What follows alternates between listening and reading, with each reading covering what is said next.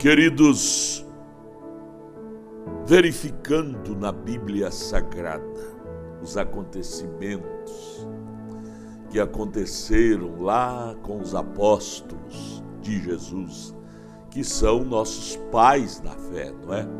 Jesus, referindo-se a eles, lá para a Samaritana, em São João capítulo 4, ele disse: a salvação vem dos judeus, referindo aos profetas, ao próprio Jesus e aos apóstolos, que é a igreja mãe nossa.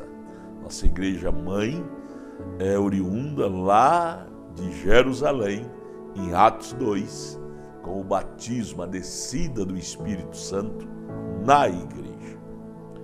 Então, verificando os episódios, acontecimentos, chegamos à conclusão que isso tem muito a ver conosco. Os episódios, acontecimentos lá com os apóstolos tem muito a ver conosco. Como no Velho Testamento, aquela caminhada de Israel do Egito para a Terra Prometida também tem muito a ver conosco hoje no mundo gentílico, viu?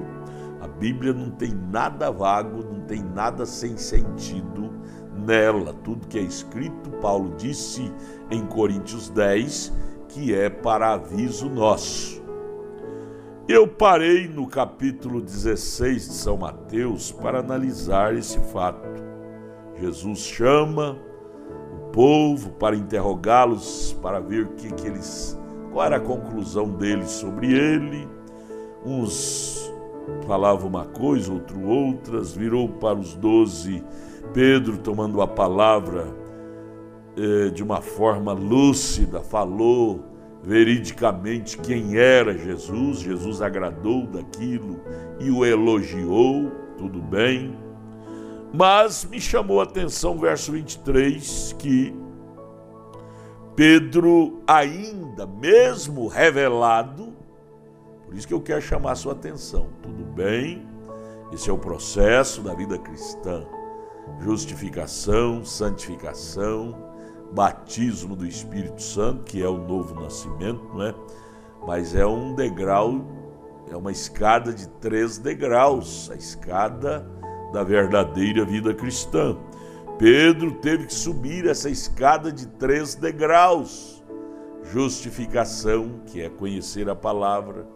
Santificação, que é ser lavado pela palavra, o ensinamento da palavra tira de nós os maus costumes, nos lava das manchas do pecado, das tradições erradas.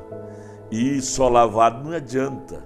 Você lava um vaso, pega ele sujo, lava, não adianta ficar um condecorado lá na sua prateleira, você tem que usá-lo, né? Enchê-lo de algo.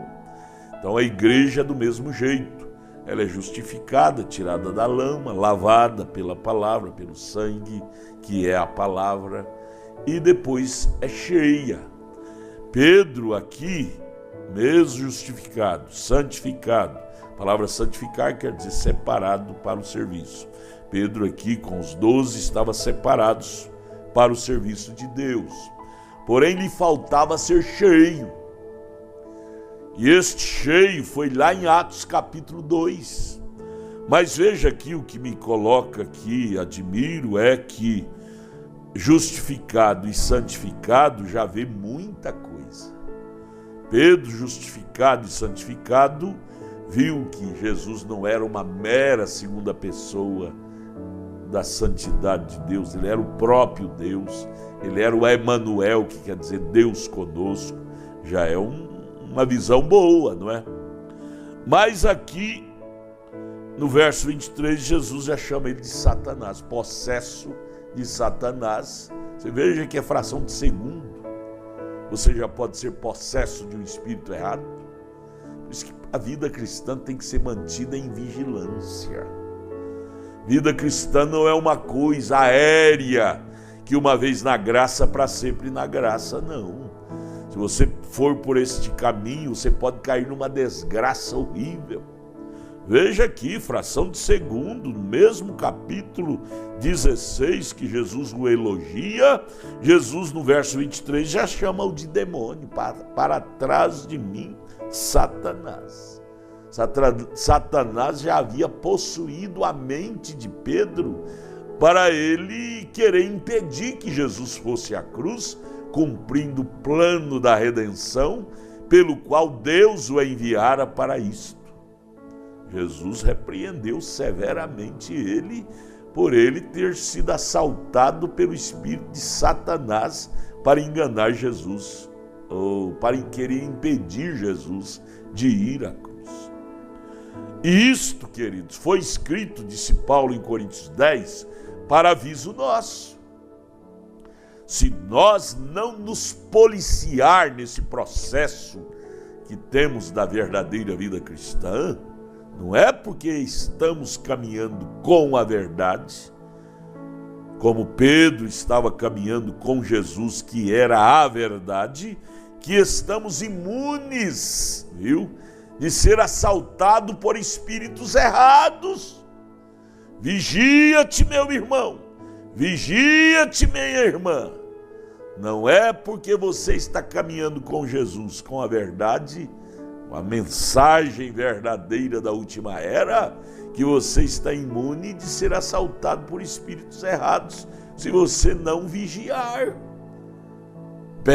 Estamos suscetíveis a isto, se não nos policiar 24 horas por isso, a nós mesmos. Por isto que eu lhe digo, a vida cristã, amados, não é um berço de rosas. Entre e diz, já sou crente, já está tudo encerrado. Posso deitar em almofada macia, não terei nenhuma luta mais. É quando você entra a ser cristão é que você compra a verdadeira briga contra Satanás. Você entra no verdadeiro campo de batalha, se tornando um cristão. E ai de você, ai de mim, ai de nós, se não nos policiar 24 horas por dia, como aconteceu com Pedro aqui, pode acontecer comigo e com você, ser assaltado de demônios. Jesus foi bem taxativo, diz para Pedro, para trás de mim, Satanás. Pedro havia sido possuído com o espírito de Satanás para tentar impedir Jesus de desenvolver a missão pela qual ele veio, ir à cruz e morrer por nós. Isso deve nos deixar pensativo. Dizer, Deus, então, a vida cristã é um processo. Não é porque eu me batizei nas águas que já está encerrado esse processo. Até a segunda vinda de Jesus, até a nossa transformação lá, que Paulo fala em 1 Tessalonicenses 4, verso 16. Até aquela transformação teremos que nos policiar, nos vigiar, porque em um relâmpago, processo que está de segundo, Pedro aqui foi possesso de um espírito diabólico. Se aconteceu com Pedro, isso foi escrito para aviso nosso. Pode acontecer comigo, contigo, se não vigiar, e logo sairemos pregando doutrina errada, distorcemos o propósito de Deus. Pedro aqui, nada mais, nada menos, estava tentando distorcer o processo, o propósito pelo qual Jesus veio, que foi exercer o plano da nossa redenção. E nós, se não vigiarmos, vamos distorcer o processo da palavra redentora profética de hoje. Viu? Por isso, amados, precisamos daquele batismo que Pedro precisou dele lá em Pentecostes, lá na frente, Atos 2, aqui ainda ele não tinha passado por Pentecostes, por isso que ele ficou vulnerável a espíritos errados. Oi, me escute, olhe para cá. Sem o batismo do Espírito Santo, seremos crentes vulneráveis a espíritos errados, como Pedro estava. Cheio de revelação, sabe? Caminhando com a verdade, como ele estava, mas ainda era vulnerável. Não estava blindado. O Espírito Santo foi a blindagem que desceu na alma de Pedro, que ele nunca mais teve esses vacilos feio como esse, chocante como esse, doutrinariamente. Teve arranhões, mas não foi chocantes assim. Arranhões humanos, porque vivia ainda como humano, não é? Mas preste atenção na raiz do assunto que eu quero chamar você. Como aconteceu com Pedro, pode acontecer comigo e com você. Por isso não descanse só sendo um religioso, só estando na verdade. Eu estou na mensagem profética, posso dormir tranquilo, em paz, estou seguro. Não é bem assim não. Você está na mensagem, mas a mensagem está em você. Pedro estava com Jesus, mas o Espírito que estava em Jesus estava já em Pedro? Ainda não, na totalidade não. Ele precisou de passar por Pentecostes, em Atos 2, para ter a totalidade da coisa, a blindagem da coisa, para falar e sustentar o que é certo. Sabe? Sair do campo da vulnerabilidade e entrar no campo blindado, selado para a vida eterna. Pense nisto, busque esse selo, busque essa encarnação de Deus em você. E como obter isto?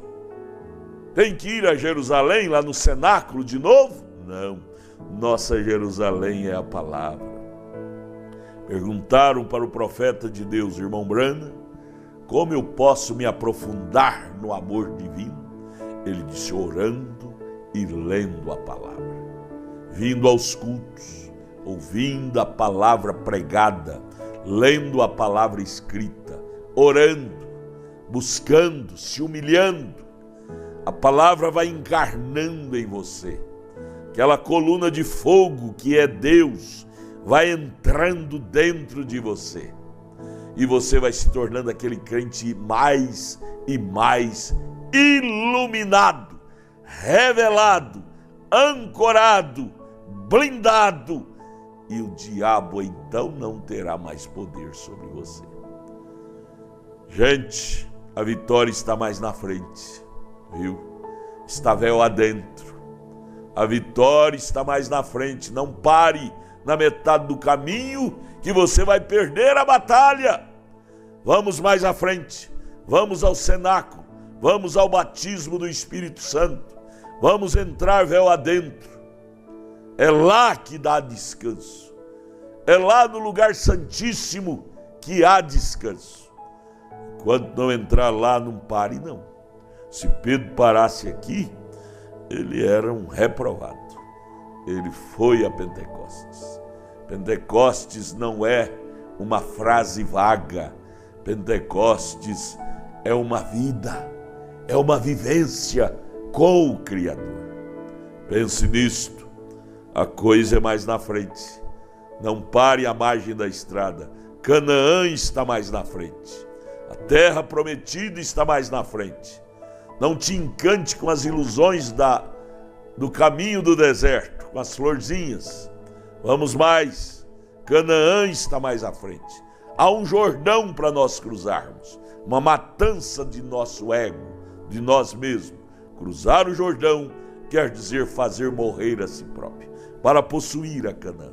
Vamos juntos? Dê-me a mão e vamos atravessar o Jordão.